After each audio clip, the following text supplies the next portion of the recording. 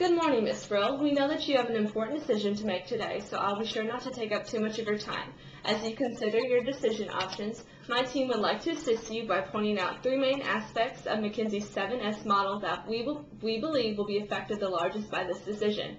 Those include United Cereal's shared values, strategy, and structure. As you know, McKinsey believes that not only these three, but all the 7S's should be aligned to ensure successful performance of a company, and they should be analyzed when considering how best to implement a proposed strategy. We will first start with the UC's core values.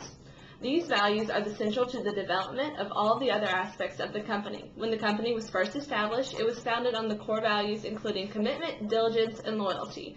All of these policies and values led to the development of the UC Way, which paved the way for the success of the company. As you consider this decision, you must also consider the effects it will have on the core values of the CMs that were also developed using the UC Way. The UC Way has always been to listen to the customer and develop products that appeal to the local market in each European country. If you launch Eurobrand, the values will shift from pleasing your individual market to pleasing that of the masses. So as you make your decision, you need to know several more pieces of information. You need to know if the shared values were a source of competitive advantage. If you change the values to less customer-oriented, will you risk eliminating your advantage? You also need to know how the shift in values will change the culture of the CMs.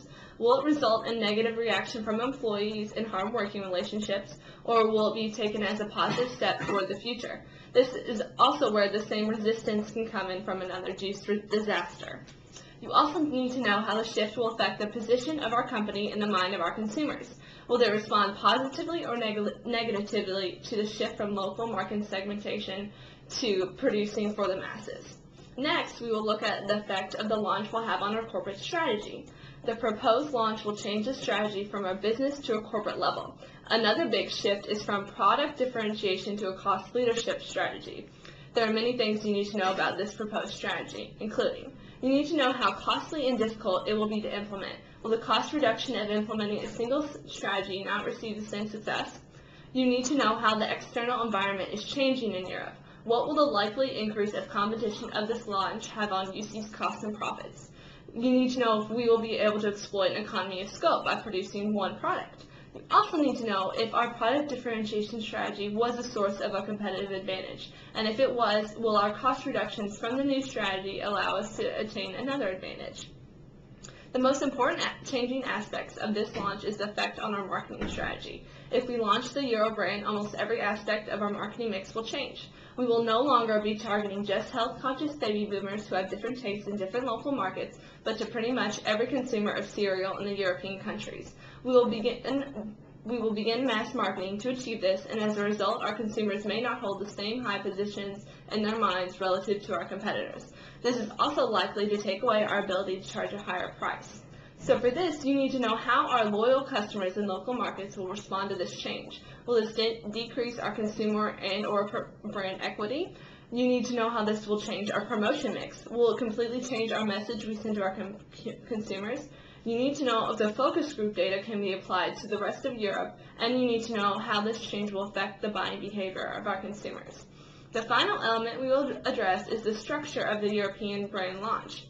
The new policy of Eurobrand may reduce costs by standardizing products, while maintaining a certain level of innovation compared to that of Juice program launched several years ago. The new structure aims to take a bilateral path, for it focuses more on supervision and control. The new structure puts extra workloads on division VPs and lowers the level of local customization and authority. Instead of reporting to one boss, the new structure causes mixed functions where country managers need to take consideration of both division VP's opinion and follow the United Products line. The information that needs to be gathered here includes you need to know what the overall cost of implementing the new organization will be. Will the increase in profit be able to cover our estimated $20 million costs? You need to know if the new organization will lead to confusion and resistance from the staff that will result in inefficiencies or will increase communication. You also need to know if this organization will support all of our valuable, rare, and inimitable resources and capabilities. If it doesn't, could we lose a competitive advantage or not exploit one to its full potential? This is ultimately your decision, Ms. Brill, and after hearing our presentation and input from your colleagues, I trust you can gather all the information needed and make the right decision for the United Cereals Company to take the best step into the future.